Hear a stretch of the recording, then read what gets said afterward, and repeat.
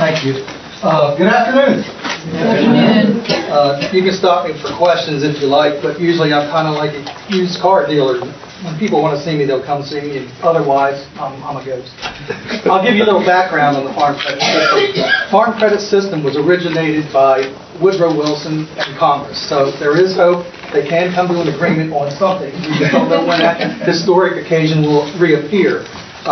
It came about in 1916, and in 1917, 12 federal land banks opened their doors to give a source of credit to people in the agricultural industry. Shortly after that, they opened up also, I think it was around 1933, they opened up the Production Credit Associations, and this was all government seed money that started this whole program. And then in 1968, all the money was returned all the seed money was returned to the government, and the Farm Credit System became a totally member-owned and operated entity. So we're not government anymore. It evolved into a agricultural credit association, and the whole purpose of it, and basically we're virtually in every part of the country. We're in Hawaii, Alaska, through all the continental states. And our sole purpose is to provide, well, not our sole purpose, but 85% of our purpose is to provide financing in agriculture. So basically, if someone needs a loan for livestock, machinery, farm real estate, production loans, anything like that, that's what we do. We also, 15% of our portfolio is allowed to be to rural home borrowers, but we concentrate mainly on commercial farms. I'm from Washington County, just over the bridge here from Shepherdstown, and probably 85% of my portfolio is dairy. Like I said, we basically have experts in every industry conceivable in our territory. So if we have someone that wants to put a broiler house up in Washington County, and we don't feel we have the expertise for it, we'll draw from our folks over on the Eastern Shore and get whatever we need there. That's it. We have competitive, priced fairly competitively. As far as interest rates go, and we price dynamically, so we're looking at a lot of credit factors. We're looking at credit bureau reports. We're looking at experience. We're looking at financial ratios, things like that. So there's a big gamut of interest rates we provide. For instance, 30-year financing could be as low as 5.75%, could be as high as 10%. All depends on where you fit in the scheme of things. We have a young beginning small minority farmer program that we instituted 2 years ago. And that program is pinpointed at basically young farmers that are just starting out. To qualify for the program, you have to be a small farmer. We wanted to put this lower interest rate money out there with as broad a stroke as we could. So we call anything under $2 million of annual agricultural income small. I don't really know anybody in Washington County that brings in $2 million. So I think the whole county's eligible. So once that's over, you have to meet one more test, and that is to be either young, which means you're 35 years old or less. You have to be beginning, which means you have farmed for less than 10 years, or you have to be a minority. And minority uses the same definition that the government does. So if you're a woman and you own 51% of the business, you're a minority. If you are American Indian, you're a minority. So the government's definition is what we use for that. That will usually get the interest rate reduced by about 1.25% of what it would be to someone who doesn't fit into that box. So all the fathers that are trying to get their sons into the business, I guess all the sons are buying the equipment now because they can get a better rate than dad. What else might you want to know? We work in concert with Marbidco. We work in concert with Lilac. No. Marbidco basically, they look for a lender that will co-op with them on a loan. And I can give you an example right here. I'll give you two examples. I did a loan for the purchase of a farm. They were 20-year terms. Marbidco came in with half of it, half of the loan amount, at 4.75%. No, wait a minute, they came in lower than that. They came in at 2%, right? Right. 2%, we came in at 7.5%, they had a blended rate of 4.75%. I don't think you can get a 4.75% loan on a house, on a residential property. We did another one for another gentleman, and Marbidco came in at 2%. We came in at 6.5%. That blended rate was 4.937, and the reason was because he tripped Marbidco's ceiling at the time, and we financed the rest of it, which was more than half. So that one came in at 4.937%.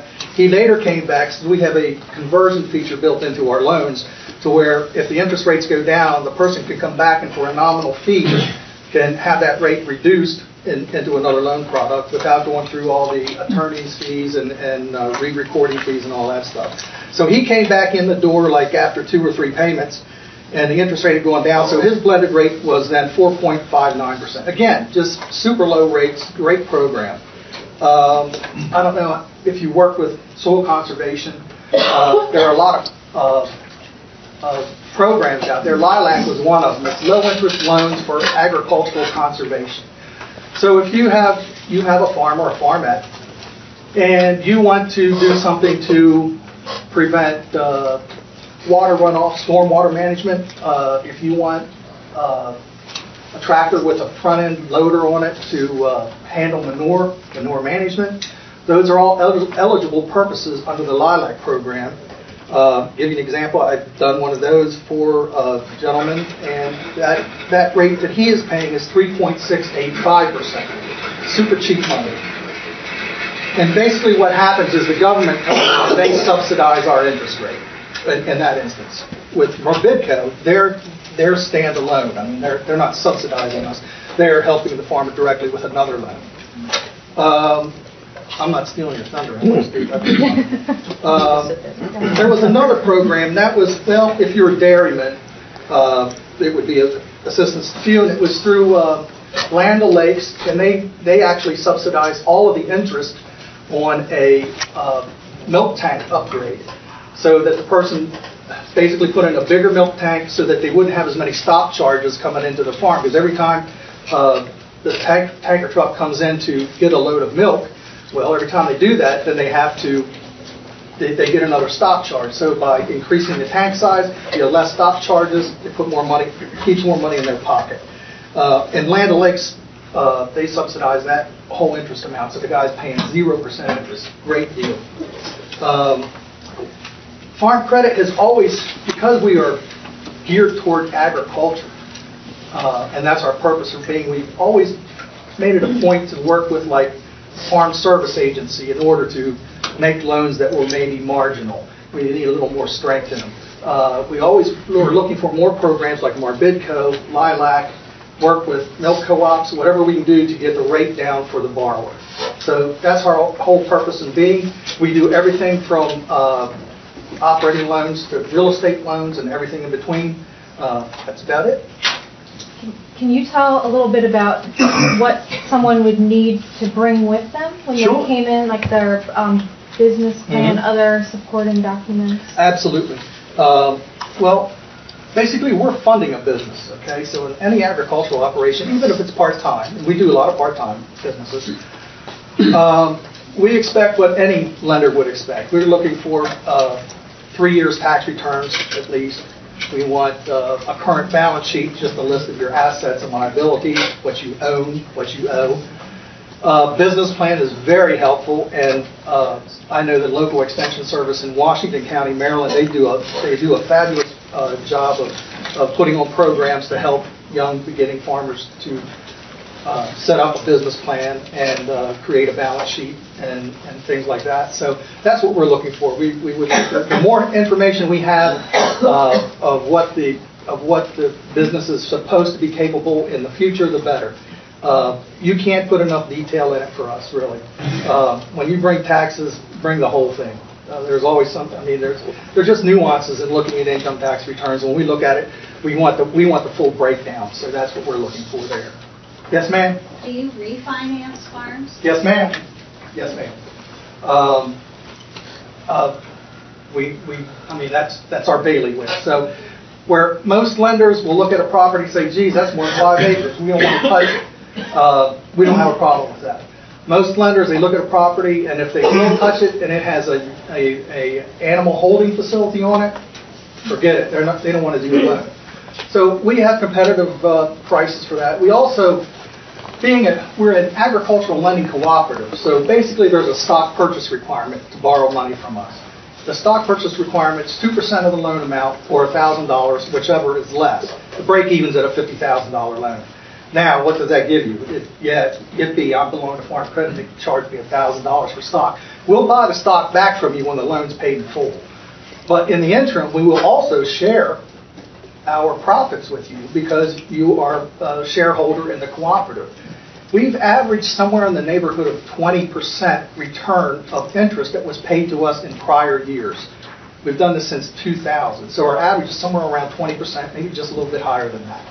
So if you think that you're getting 20% of the interest you pay us, and if you have a $250,000 loan or whatever, a $100,000 loan, if you're say you have $10,000 interest paid to us, well, if we're going to give you $2,000 back the following year, and usually that comes in the form of cash and a allocated surplus, that lowers your effective rate of borrowing and looking at the highs and lows, somewhere between 0.75% and 1.25%, depending on what kind of loan you have.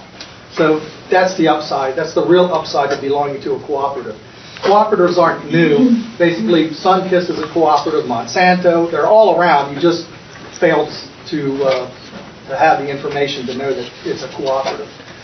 So instead of dealing in citrus fruits and milk, we deal in money, and that's the only difference. And basically, like I said, if you deal with a farm credit here and you're moving to Ohio, there's another farm credit out there.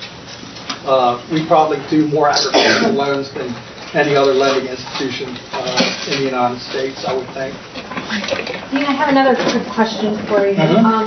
Since this conference really focuses on small and sometimes very innovative and unique type farming operations, what would you do if someone came, saying they want to do something that you guys have never heard of before, like, I don't know, put Alpaca. quail on conservation acres and process and sell them into New York, or quail eggs. Right. To borrow from Farm Credit in a capacity other than as a rural home owner, you have to either be a producer of food, fur, fiber, and because we do equine, fun. So those are the 4 things. I don't know. It used to be we couldn't do equine loans, but that changed at some point during my career, and we've just run with it. I mean, we have a lot of horse loans out there, and it's very popular. Well, the state of Maryland has more horses per square mile than any other state. There's other states that have more horses, but they don't have as many per square mile. So we got into that. So food, fur, fiber, and fun. So if you're buying, let's say, here's an example. If you're buying milk to make into cheese, that doesn't count. You have to produce the milk. We won't fund the guy that's making cheese unless he's producing his own milk. If you have a portable sawmill and you're going to somebody's farm to harvest the trees and cut it there, we'll do that loan. But if you have a sawmill at your house and you're bringing the timber in, we won't do that loan. So just talk to your local Farm Credit representative, and they'll be able to answer your questions as far as that goes. Anything else? See, just to clarify, we could do those 2 loans at Market Co. that you just said you couldn't do. Yeah. I'll get to that later. Okay, good. Well, that might be a good